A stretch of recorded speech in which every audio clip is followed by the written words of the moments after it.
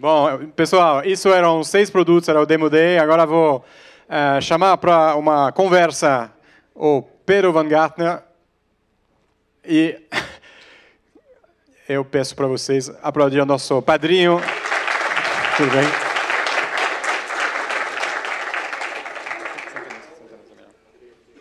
Desculpa. Ordem de Tiago lá. Bom, agora está todo mundo mais calmo, hein? Agora que passou... Inclusive a família e todo mundo. Bom, Pedro, muito obrigado pela presença. O que você achou? Achei muito legal. Ninguém sabia programar antes dessas... Quantas semanas são? São 9. 9 semanas. Poxa, parabéns, gente. Vocês estão... Mataram a pau. Fiquei impressionado. Muito legal. Belo trabalho. Com direito a superprodução em vídeos e... Não, e vídeo a gente não ensina, foi uma coisa do Anderson. Não, importado, vídeo importado aí, pelo que eu vi. Muito bom, parabéns. Bom, muito obrigado. Eu também agradeço, porque uma turma fantástica. Pedro, me conta um pouco. Você é o fundador da ACE, que é uma das maiores aceleradoras da América Latina. Me conta um pouco a história. O que você fazia? Por que você criou a ACE? Há quanto tempo existe? Legal. Bom, a ACE, quem é que sabe que é uma aceleradora? Levanta a mão. Aqui é um público geralmente da metade para baixo. A gente sabe. Tá bom. Bom, a gente tem 5 anos de mercado. A ACE foi criada por mim e pelo Mike, né? Eu e o Mike temos uma jornada empreendedora já há muitos anos. Nunca tive carteira assinada, aí sempre empreendi. O Mike veio da Ródia, depois ele criou a preservativos Blowtex. Alguém usa aí? Tem uns caras que usam, o cara isso aí é bom. O Mike sempre, que a gente vai na farmácia, até hoje ele reorganiza o display lá das camisinhas, bota Blowtex para cima, é cacuete. Ele vendeu, acho que já faz mais de 10 anos, a Blowtex, e depois criou uma empresa de biotecnologia lá nos Estados Unidos. Eu venho na área sou publicitário de formação, mas embora não tenha curso superior, não, brincadeira, publicitário a gente brinca, a gente não estuda, só vai nas festas. Mas, e aí eu sou especializado em marketing, depois fiz um mestrado incompleto em psiquiatria. E aí a gente se conheceu em 2010 e a gente montou o Zupa, que foi o primeiro site de reserva de restaurantes no Brasil. Depois veio o Restaurando, Grubster, que depois a gente até acelerou o Grubster. E em 2010 a gente criou, 2012 a gente vendeu para o Peixe Urbano, a empresa. Daí eu e o Mike começamos a se questionar o que a gente ia fazer. A gente não sabia o que a gente ia fazer, só sabia que a gente ia fazer juntos. E aí a gente decidiu, de alguma maneira, impactar o Brasil. Então a gente é muito idealista e fazer, né, tentar dar para os empreendedores que a gente não teve lá atrás. Quando a gente estava empreendendo, não tinha investidor, anjo, não tinha fundo, não tinha nada, né? E aí não tinha aceleradora. Então a gente criou a ACE, na época era Aceleratec, depois a gente mudou o nome, que os gringos enrolam a língua, para dizer Aceleratec, o cara enrola a língua. Então a gente mudou o nome faz uns 2 anos. E hoje a gente já tem aí vai bater 140. Esse ano a gente deve... Eu acho que a gente deve chegar a quase 200 startups aceleradas, né, que já passaram pelo nosso processo. Quais são as mais famosas, reconhecidas? São várias. Eu sempre essa pergunta parece qual o teu filho favorito. Mas assim, as que são mais conhecidas, né, tem a Love Mondays, que foi vendida aí para Glassdoor, que é bem reconhecida. A Cuponeria, que até é residente aqui. A Hiper, que faz software de ponto de venda, de varejo, tem 10 mil clientes hoje no Brasil, tem um volume muito grande. São várias, né? Não pode esquecer a Job for Model, do nosso professor Roberto. A Job for Model, cadê? Tá ali, ó, a gente olha para ele e já sabe que ele é da Job for Model. né? É só olhar para o Roberto que a gente sabe que... As aulas do Roberto é legal porque no desktop dele só tem mulher bonita. Então, quando ele puxa uma imagem, essa foi a desculpa. A gente pega o cara programador lá e vê o cara. Não, o cara tá só lá. A gente sempre no desktop dele tem fotos de modelos seminuas. A gente passa, não, eu estou trabalhando aqui. Poucas pessoas têm esse privilégio, né, de fazer isso. Às vezes tem uns caras sem camisa, besuntados, assim, às vezes tem. Enfim, também pode ser bom, dependendo, faz parte do jogo. Mas o Job for Model, quem não sabe, é um marketplace de conecta aí modelos com quem quer organizar e tira o intermediário, a agência, né, que daí melhora a vida para modelo e melhora a vida para o contratante. Um modelo muito bom. E quais foram as maiores dificuldades quando você lançou? Foi a mentalidade, o problema de levantar fundos, a qualidade dos projetos? Por que é? Se tivesse que falar uma coisa que foi realmente... Eu ia te perguntar se é quem ordem alfabética. Todas as dificuldades. Porque a gente começou em 2012, não tinha nada, não tinha ecossistema, não tinha nada. Tinha poucas empresas, tinha algumas aceleradoras, né? Tinha os nossos amigos da Farm, o Alan está aí, eu vi o Alan entrando. Tá aí. Cadê o Alan? Está aí? Cadê? Onde que ele está? Levanta a mão, Alan. Não? Acho que já saiu. Já foi. Sacanagem, eu vi ele entrar. Mas tinha a Farm do Felipe, né? Na época, o Alan acho que nem estava ainda. Mas era muito incipiente, não tinha nada. E a gente tinha muita dificuldade de encontrar bons times, né? Bons projetos. O pessoal não sabia as metodologias, não sabia, a gente tinha que ensinar, né, as coisas muito básicas. Não tinha investidor, a gente tinha que explicar para o investidor o que era investimento anjo, como é que fazia, o cara queria pegar 50% da empresa, na hora de investir, a gente tinha que explicar para ele como fazia. Os poucos fundos que tinham estavam num estágio muito mais elevado, né, de investimento, então a gente não tinha como fazer chegar a startup lá. A gente não sabia escolher direito as startups ainda, só porque a gente sabia empreender, a gente achava, por arrogância, que a gente sabia escolher startup. E é outro skill. São dois skills totalmente diferentes. A gente aprendeu isso também da melhor maneira, né? Fazendo e descobrindo, né? E quando você tem um passado de empreendedor, você quer fazer, então tipo, você quer fazer e você acha que eu faço. E você meio que já não, o que o cara tem que fazer é isso, meio que seja isso é a coisa mais errada que você pode fazer, como os anjos, né, tem uma tendência às vezes de fazer isso porque eles empreendem, já, né, tem uma certeza disso, e hoje na ACE a gente nunca fala para o empreendedor o que fazer. E só para entender, o time que quer ser acelerado, qual nível ele tem que estar e o que você oferece para ele? Qual que é o deal?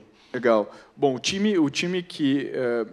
a gente tem um programa dividido em duas partes, né? A gente tem o ACE Start, que é um programa de 4 meses. O requisito para entrar nesse programa é que o cara já tem que ter um MVP no ar, né, com alguns clientes rodando, não adianta ter só o MVP, mas tem que ter alguns clientes rodando, o time completo da startup, um mercado grande, né, um mercado acima de 1 bi, se a gente calcular. E aí, quando ele descobre quem é o cliente dele, para quem ele vai vender, né, como é que tem que ser o produto dele, ele está apto para entrar no ACE Growth. Algumas empresas entram direto no ACE Growth, porque elas, enfim, já estão num estágio. A gente tem um checklist para acompanhar isso. No ACE Start, a gente não coloca nenhum capital na empresa, mas a gente também não pega participação na empresa, a gente só tem uma preferência de acelerar essa empresa, então ele tem 4 meses de programa, se no final desses 4 meses a gente, por exemplo, não for acelerar, a gente já faz o write-off desse contrato, né? Então a gente tenta ser bem amigável. E no ACE Growth a gente coloca R$150 mil em dinheiro, e aí tem um monte de serviços, né? A gente tem desde Amazon e Microsoft e tal, que eu acho que nesse mercado já virou um pouco matéria de commodity, né? As aceleradoras oferecem, na sua maioria, esses pacotes, mas a gente também tem uma ajuda jurídica muito forte, o pessoal da Tosini Freire está lá, a gente tem contabilidade, tem uma série de benefícios, e a nossa rede de mentores, né? A gente tem mais de 150 mentores, a gente faz parte aqui do Launchpad, do Google, inclusive, temos acesso a toda a rede de mentores do Google. Depois disso, depois da aceleração, onde a gente tenta fazer a empresa chegar no estágio que a gente quer, a gente ajuda ela a levantar dinheiro, o montante que ela precisa, do jeito que ela precisa.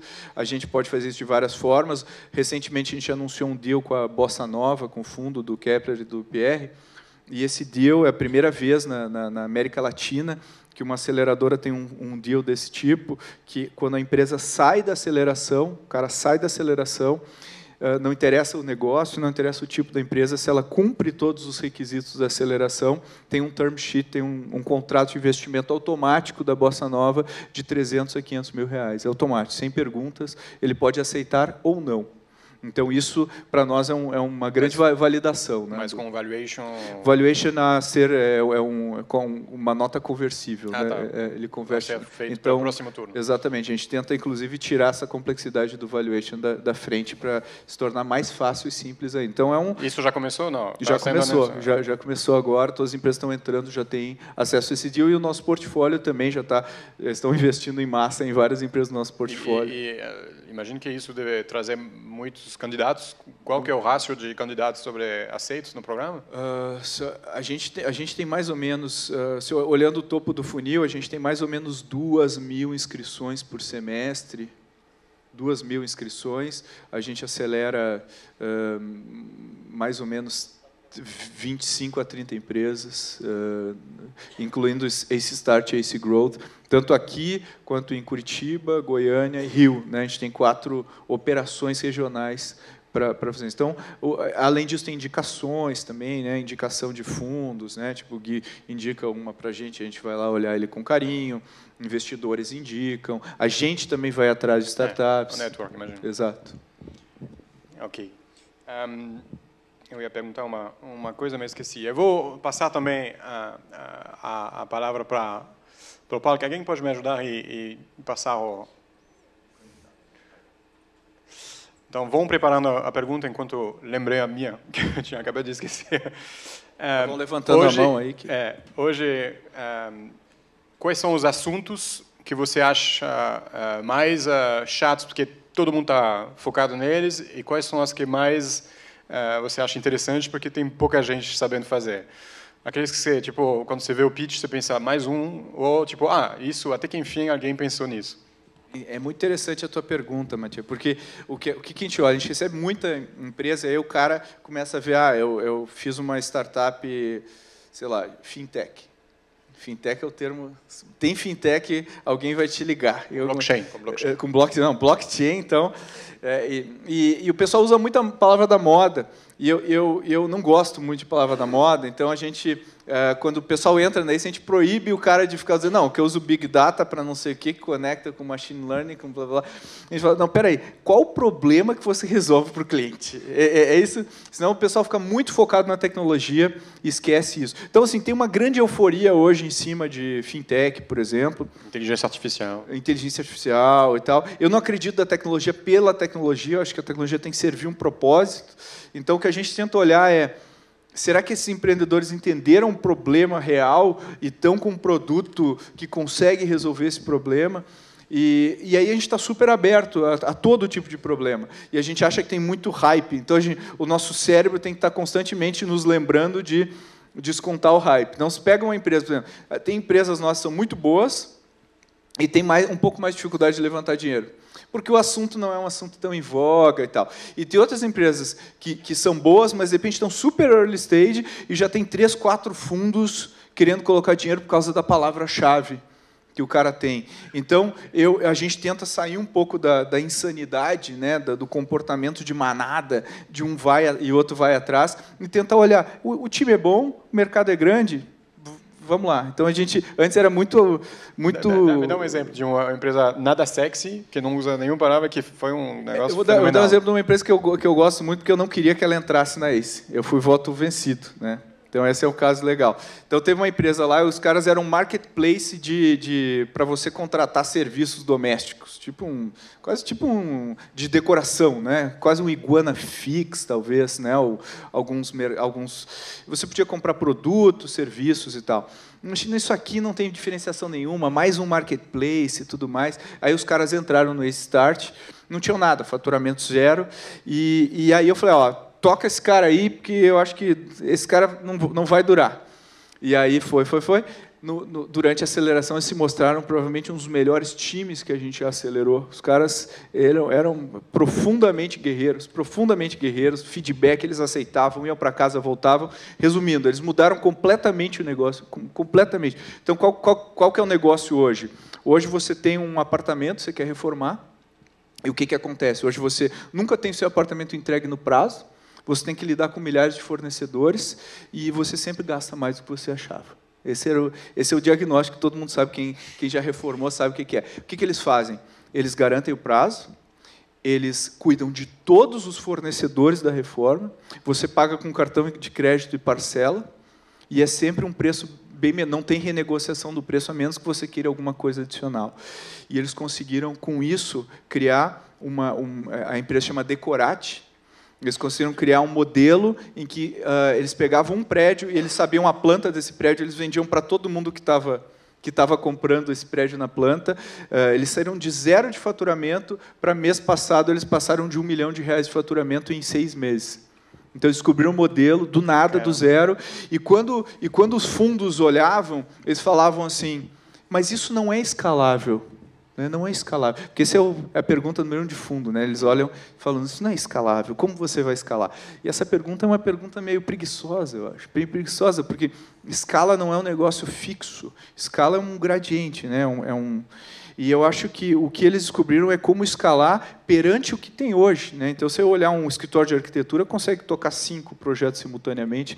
Eles estão tocando agora 25 projetos simultaneamente e não dá problema. Os caras entregam, então é tudo com software, fornecedor 1 não consegue entregar, ele manda para o fornecedor 2, então nunca dá problema, quer dizer, óbvio que dá problema, que é obra, mas nunca impede eles de conseguirem fazer. Esse é o tipo da empresa. Depois acabou a Wastestart, eu cheguei para os empreendedores e falei, olha, eu não queria que vocês entrassem na ACE, eu fui voto vencido, mas eu engulo as minhas palavras e eu acho que vocês são o melhor time desse bet, vocês estão de parabéns e agora vou ser o defensor número 1 de vocês. Dito e feito, eu virei... Vou reformar a minha casa inteira. Vão, eles falam assim, Pedro, quando é que você vai reformar o seu? Todo dia eles me perguntam.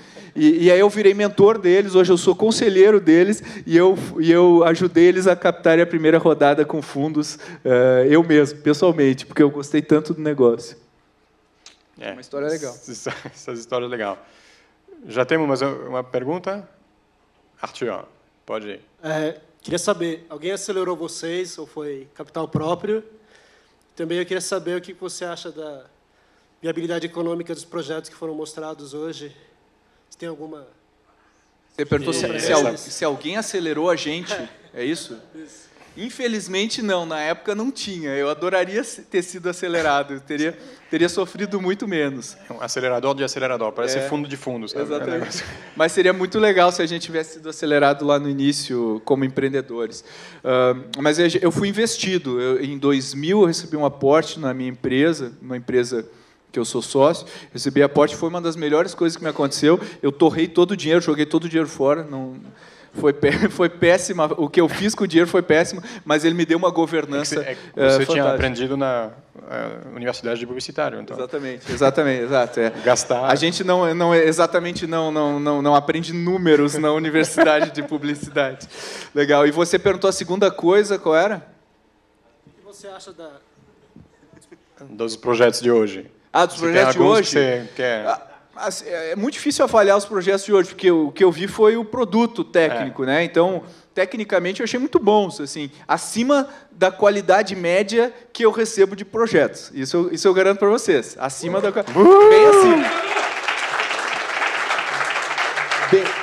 Bem acima. Bem acima da qualidade média, bem acima. Assim, seria o suficiente para a gente olhar com bastante atenção se a gente recebesse isso. Claro, faltou todo o resto, todo o modelo de negócio, como é que ganha dinheiro, como é que a gente vai chegar no mercado, quem faz o que no time, enfim. Mas por isso que eu não consigo te dizer da viabilidade deles.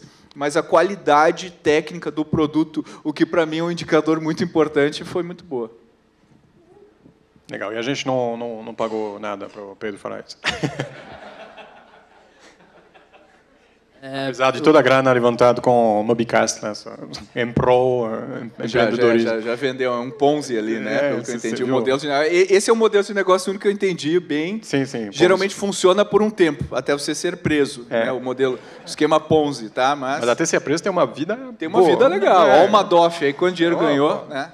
É só morrer a tempo. Boa noite. Eu queria perguntar o seguinte.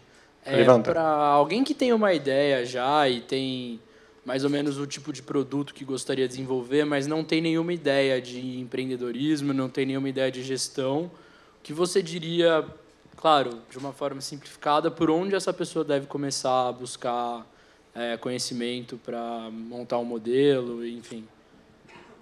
Se eu te perguntasse, se eu nunca nadei na minha vida, quantos livros sobre natação você acha que eu tenho que ler para aprender a nadar? O que você me aconselharia? E nenhum, né? Eu acho que assim, você tem que ter um repertório. Você tem que entender o que é metodologia Lean, o que é. Tem que pesquisar muito o mercado que você quer entrar. Tem que ter conhecimento. Mas nada te prepara para empreender mais do que tentar fazer, né? E eu acho que é duro, porque é frustrante, é complexo.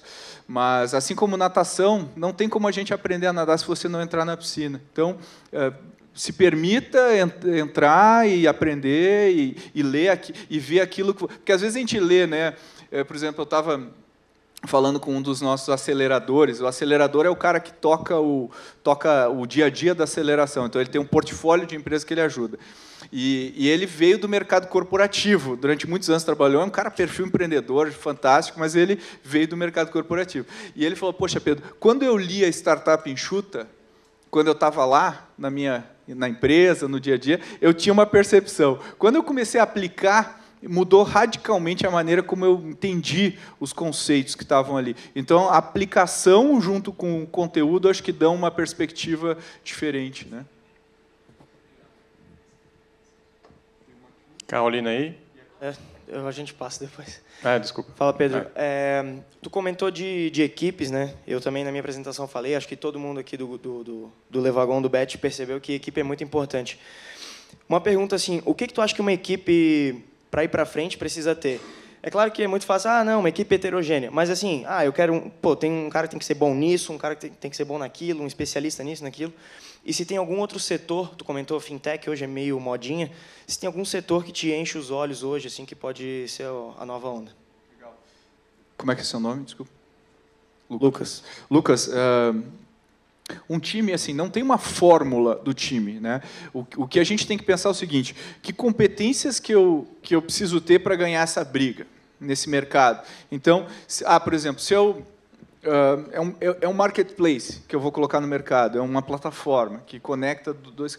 Talvez a minha parte de tecnologia não precise ser super avançada. Eu vou ter uma tecnologia boa, mas eu consigo ir ganhando com o tempo. Agora, se eu for, por exemplo, montar um SaaS, que eu for vender assinatura e tal, eu tenho que ter um back-office de TI muito mais poderoso do que no outro modelo de negócio. Então, vai depender muito, mas acho que, invariavelmente, você vai precisar de alguém que venda. Né? Tem que ter alguém que saiba vender. Se o teu negócio é mais B2C, talvez você precise de alguém bom em marketing digital, talvez esse seja uma competência. Depende muito do teu ticket médio e do tipo de negócio e do setor.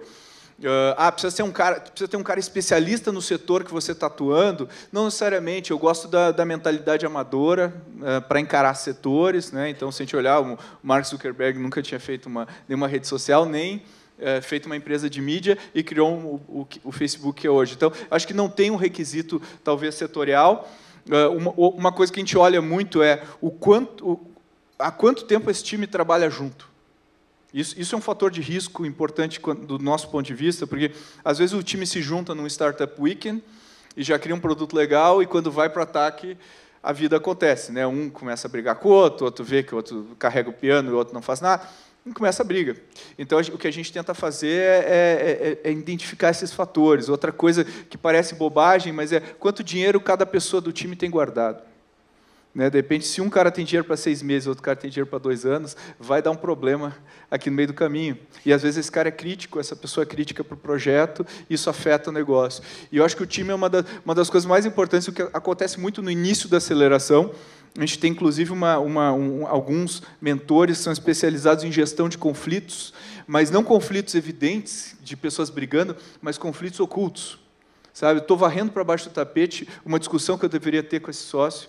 Então, o que a gente tenta fazer é trazer isso à tona, porque se é para ter um cataclisma societário, que seja no primeiro mês de aceleração, e não quando a empresa está faturando 5 milhões por ano. Né? Então, é isso que a gente tenta fazer. Não varrer para baixo do tapete e ver essa dinâmica entre os sócios, que também é importante. Muito obrigada. Oi, eu queria saber, assim, não sei se você já acabou respondendo um pouco nessa pergunta anterior, mas no processo de avaliação de vocês, tem alguma coisa que é tipo decisiva, assim, para vocês decidirem, não, essa aqui a gente vai acelerar? Eu queria que fosse matemático o processo. Aliás, todos os investidores gostariam que fosse, e eles sempre fingem que é, mas nunca é. É sempre assim, ele gosta do cara, e daí ele faz um monte de Excel para justificar isso. Vocês não têm o... Que não saia dessa sala, tá?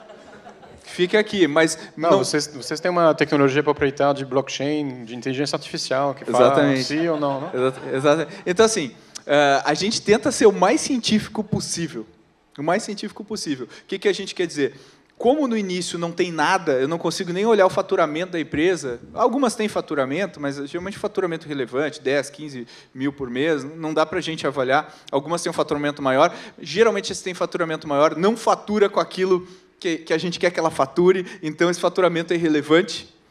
Faturo com consultoria, faturo 100 mil por mês. Aí tu vai ver, não, o produto mesmo não fatura nada. Então, a gente tenta olhar o time mesmo. Então, tem algumas evidências de que o time é bom. Que evidências são essas? Por exemplo, a postura do time quando a gente começa a questionar coisas do tipo, eu acho que teu mercado é uma porcaria. E o time fala, não, como assim? É o melhor mercado do universo. E aí o cara, peraí, por que você acha que o mercado é uma porcaria? Aí, legal. A gente faz um teste que eu gosto de brincar, que é o teste da primeira página do Google. Que é assim, antes do time apresentar, eu vejo qual o assunto da empresa, e eu procuro o assunto na primeira página do Google. Eu olho 2, 3 coisas, e aí, quando ele entra na sala, acaba o pitch, eu falo, e sobre aquilo que está lá na primeira página do Google? Quando o cara fala, o quê? Aquilo? Eu falo, esse não é um time bom. O bom time fala, não, aquilo que você viu, aquilo está fora, aquilo já passou, a tendência agora é isso, isso, isso. Legal, o cara me dá uma aula sobre aquele mercado, sobre aquilo. Tem uma empreendedora nossa, quando eu fui fazer a primeira entrevista com ela, eu perguntei dos outros concorrentes e tal. Ela, bom, eu tenho 5 concorrentes no Brasil, esse, o CEO se chama esse mora em tal região. Eu, calma, não precisa ir na casa, stalkear o cara, né? Ela sabia quais os players internacionais, quanto cada um tinha levantado de dinheiro. Ela, sabe, é um nível de conhecimento que só o empreendedor que está investido naquilo, obcecado com aquilo, tem. Então, isso é uma coisa. Outra coisa é o empreendedor que não tem plano B. A gente gosta do cara que não tem plano B, que não tem segurança, que já vendeu o carro, que está eu estou desesperado. Esse é o melhor cara, porque quando ele não tem plano B, ele não tem escolha se não fazer essa coisa dar certo. Sabe, quando a gente tem plano B, a gente... Não, mas se tudo der errado, eu ainda posso dar aula particular, eu ainda posso não sei o quê, eu ainda tenho essa empresa aqui que eu posso fazer... Não, você tem que queimar as pontes, sabe? Porque psicologicamente, não ter uma rede de proteção faz o cara performar como poucos. É difícil, emocionalmente é uma das coisas mais difíceis. E aí a gente tenta ver o tamanho do mercado. E o tamanho do mercado é uma coisa que não tem. Aí sim é matemática, a gente faz conta. E muitas startups perdem a oportunidade por não saber ler o tamanho do mercado. É um dos skills que eu acho importante, porque às vezes o cara fica lá numa oportunidade, e é um mercado de 100 milhões. Total. Mas é engraçado, desculpa, mas só para dar no assunto, eu estava ouvindo um podcast do Peter Thiel, que falava que todo mundo está obcecado pelo tamanho do mercado, mas aquele negócio que, tipo, não, mas se cada chinês compra um chinês de cada 1000 compra o meu negócio, vai ser um negócio bilionário, porque todo mundo compra, tipo, aquela geladeira chinesa. E esses negócios nunca dão certo, porque tem uma puta concorrência. Exatamente. Eu já estive falando do Facebook, falava, se você olhasse a primeira versão de Facebook, era um negócio para a universidade, que é um nicho ridículo. Só que tinha um network effect, tinha escalabilidade e tinha um puto time. É isso aí. E então, é bom também saber, ok, o mercado potencial, que é mídia, ou, nem sei no caso do Facebook se é mídia ou se é ou por enquanto é mídia. Exatamente. Mas eles tinham um go-to-market com vários mercadinhos, sim, onde eles dominavam, tipo... ele falou que os 10 mil alunos do Harvard se inscreveram no Facebook em 6 dias. O dormitório dele, depois Harvard, depois outras universidades. 60% de penetração em 10 dias. Eu acho que assim, tem o tamanho total, o potencial do mercado e tem a tua estratégia de entrada nesse mercado, né? Mas é bom também ter... Também, E às vezes o mercado hoje, por exemplo, teve uma empresa que apresentou um pitch, um projeto que era muito legal, um empreendedor muito bom, só que eles queriam melhorar a vida das pessoas que usam boletos. E é grande o mercado de boletos. Só que o que vai acontecer com boletos nos próximos anos? Quer dizer, é um mercado grande, mas tem uma tendência de queda. E às vezes é um mercado pequeno que tende a crescer. E às vezes é um mercado difícil de enxergar. Porque se você olhar, por exemplo, que a gente pega o valuation do Uber hoje. O valuation do Uber é a startup mais valiosa do mundo, né? Startup de capital privado. E aí, quando a gente olha o valor do Uber, esse valor nunca que é o valor.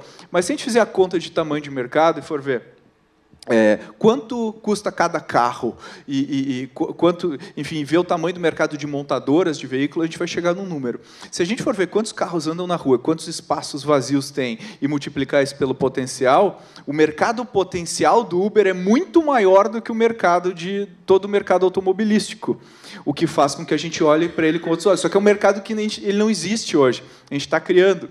Então, foram vários mercados que eu... Foram vários mercados. Ele começou com Private Driver, que é um mercado super nicho. Que era o Uber Cab lá atrás. Que foi o primeiro. Depois foi táxi, já um pouco maior.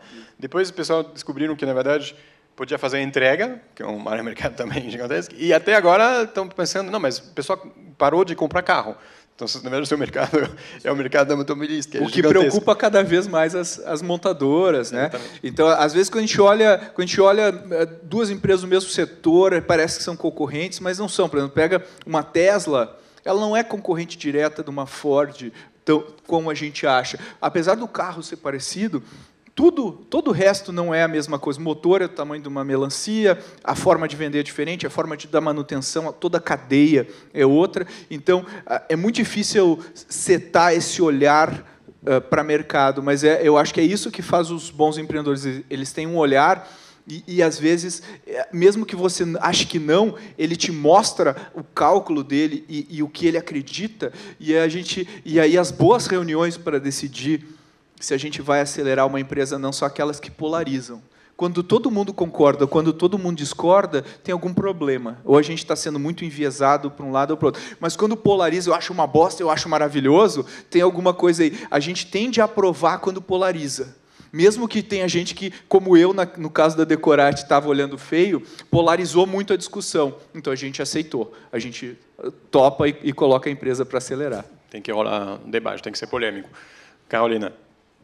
Pedro, acho que você até já respondeu um pouquinho que seria minha pergunta, né? Que seria qual a característica mais importante que é avaliada de uma empresa quando você vai tentar buscar aceleração. Então, assim, o que você olha? Pelo seu discurso, eu percebi que era a equipe. Me corrija se eu estiver errada. Sim, né? Equipe. Então, assim, qual que seria uma dica, sei lá, de quem aqui quiser se aplicar para essa aceleração? Carrega o argumento... em currículo, em experiência, o que a gente deve mais assim, mostrar para conseguir uma vaga na ACE, alguma coisa Legal. assim. É uma pergunta boa. Vou dar os hacks, então, agora, para você. Assim, o que a gente olha e como a gente olha? Quando um time apresenta e dá um pitch é um skill que a gente consegue aprender. E isso não tem correlação com a qualidade do time. Isso a gente aprendeu. Então, às vezes, chega um cara lá que fala, dando um pitch, e a gente fala, pô, esse cara, empresa é uma bosta. Não, o cara só não sabe dar pitch. Ele só não sabe dar pitch. Mas, então, a gente não deixa uma empresa passar por causa do pitch. Tanto eu sou a piada lá dentro da ACE. Porque quantos têm direito a fazer um pitch? Já tem uma seleção, não? Tem uma pré-seleção. Então, como é que funciona o nosso processo? O cara se inscreve, depois tem uma conversa telefônica com aqueles que a gente não elimina por algum critério, tipo não tem produto, não tem produto é o mais comum, o time está incompleto, falta gente, né, no time, é muito comum. Outra questão, por exemplo, não é uma startup, o cara acha que eu vendo azulejos, acontece de tudo, né? Um dia eu posso contar só as... E daí, quando o cara entra, o que a gente tenta fazer, seleciona um grupo e daí liga para alguns para entender o empreendedor. E a gente faz algumas perguntas do tipo, me fala o que fez você montar essa startup, me fala qual a sua relação com seus sócios. E tudo mais. Então, a gente tenta entender isso. Se passa dessa etapa, a gente convida para o comitê. A gente faz 2 dias de comitê, é um pitch atrás do outro. Eu não gosto de ver, geralmente eu não participo desse comitê, porque eu não gosto de ver pitch. Mas eu gosto de fazer as conversas. Por que eu não gosto de ver pitch? Porque o pitch é todo mundo enfeitado, bonitinho. Eu gosto de entrevistar o empreendedor e fazer perguntas para o empreendedor. É o que eu mais gosto. E depois disso, se passa, aí a gente tem um que a gente chama de deep dive, que daí a gente pega pelo menos 2 pessoas da equipe e mergulha nessa empresa. A gente pode, inclusive, ligar para clientes da startup e perguntar o que eles acham. A gente faz um trabalho profundo e daí sim a gente oferece.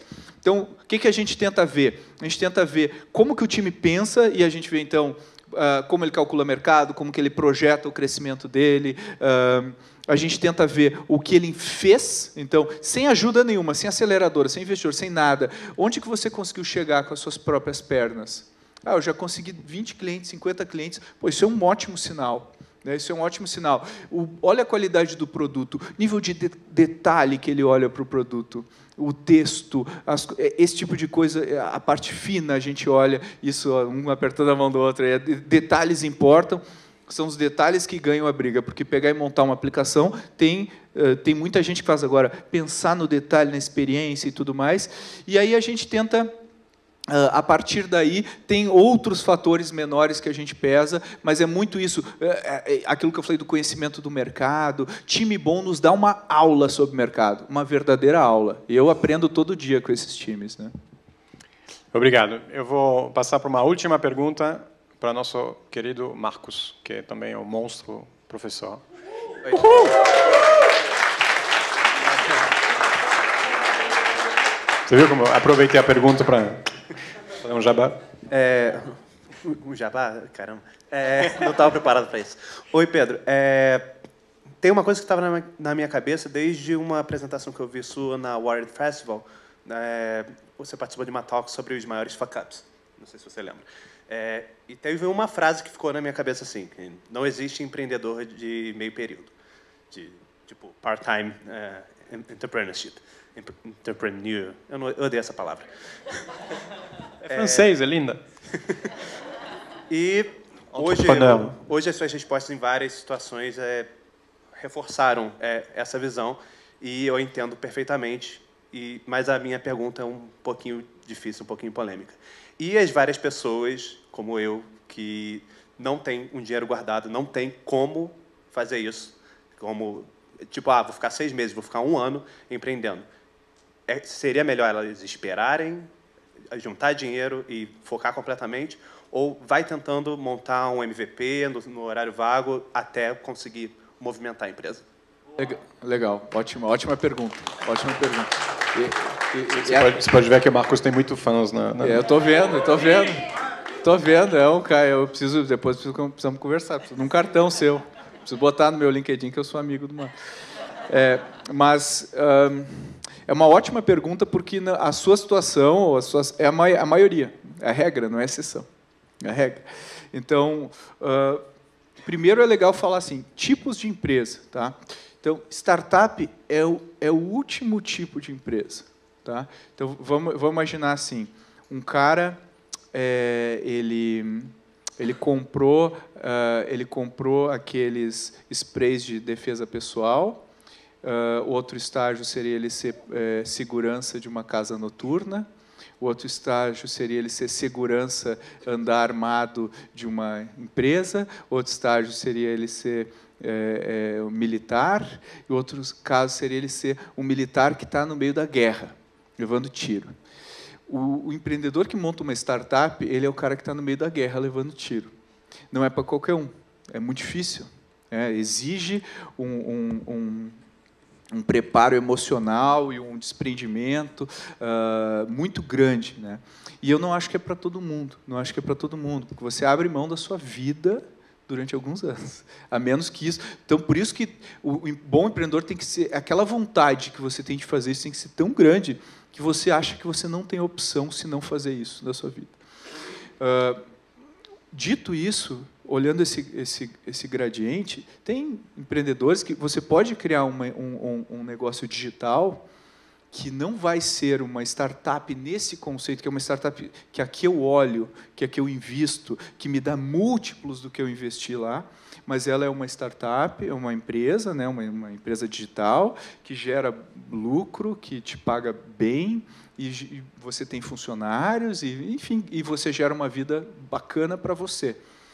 Então, se você quiser realmente criar essa startup e levar tiro e tudo mais, isso está claro para você, né? Porque você vai falar, o cara que está lá no Afeganistão levando tiro, ele não está falando, nossa, como é difícil a vida no Afeganistão, tem que comer, ração. Não, ele está falando, uau, que legal, eu estou levando tiro, o meu sonho é levar, é isso que eu quero para mim, levar tiro o dia inteiro. Quando ele volta para a casa dele, ele fala, nossa, que chato, isso aqui não é. Então, o cara gosta, ele tem uma fiação interna que é pronta para isso. Se você é esse cara, você tem algumas estratégias que você pode usar. Eu não pularia para 100%, antes de você tomar algumas medidas, como, por exemplo, validar um pouco mais o mercado, entrevistar com pessoas, colocar um MVP no ar, enfim, fazer uma série de coisas que você consegue fazer enquanto está fazendo outras atividades. E aí eu tentaria fazer duas coisas ao mesmo tempo. Primeiro, eu tentaria juntar um dinheiro, gastaria quase nada, e a segunda, eu baixaria o meu baseline de custo mensal, para muito pouco mesmo, né? Porque o pessoal, não adianta você ir montar uma startup se você está gastando 10 pau por mês, não adianta. Você vai, isso vai reduzir o seu potencial, né? Então você tem que reduzir isso aí. E daí você economizaria um tempo. Existem gente que faz acordo do tipo, eu vou ficar full time, aí tem dois sócios que trabalham que vão me pagar o meu salário, por exemplo. Já vi esse tipo de acordo. Então não tem uma configuração. Mas, uma vez você tendo certeza, uma vez você tendo algum tipo de respaldo, você pode juntar dinheiro com a sua mãe, com o seu pai, com o tio, aquele tio picareta lá que vende carro usado, que tem sempre um dinheiro lá no colchão, pega uma grana dele. Tem sempre, né, tem dinheiro. Você pega lá alunos aqui, ó, tem os caras querendo te dar dinheiro aqui, ó. Se é dinheiro que falta, tem um crowdfunding, amanhã a gente monta aqui, resolve a tua vida. Mas aí vem financiamento desses caras que conseguem te levantar uma grana para te manter por um ano e meio. Dá para ser criativo nisso. E aí vende o teu carro, compra um carro pior ou não compra carro, anda de Uber. Tem N alternativas para fazer isso. Mas uma vez você tendo compromisso, é aquilo que eu falei, você tem que se atirar de cabeça. Porque não existe aquela coisa do amador versus profissional. O que diferencia um amador do profissional? O amador faz nas horas vagas. O profissional faz quando acorda de manhã e encara o dia, ele faz isso o dia inteiro. Então, se você quer ter uma startup, você tem que se planejar, se estruturar para virar um profissional naquilo. Pode dar errado? Provavelmente vai. E é por isso que nem fala, o cara está lá no meio do Afeganistão. Você pode levar um tiro? É bem provável que você leve um tiro, bem provável que morram seus amigos, é o que vai acontecer. Mas é para isso que o cara está lá. Então, o que eu falo, mas a startup é arriscada. Sabe o que não é arriscado? O empreendedor que se compromete em criar a startup. Porque se essa der errado, ele vai fazer outra. ele vai fazer outra, ele vai fazer outra, e a probabilidade está jogando do lado desse empreendedor. Uma startup não deveria ser o que faz você avaliar o risco ou não, mas sim a sua vontade de continuar fazendo isso. E você vai acertar uma hora, vai acertar. Talvez não seja na primeira, talvez não seja na segunda, vai dar certo algum dia, porque você vai aprendendo com seus erros e vai fazendo acontecer. Espero ter respondido a sua... Ótima resposta. Pedro, muito obrigado. Foi um prazer esse papo. E encerramos mais um bootcamp, mais um Demo Day. Parabéns a todos os envolvidos, foi um show.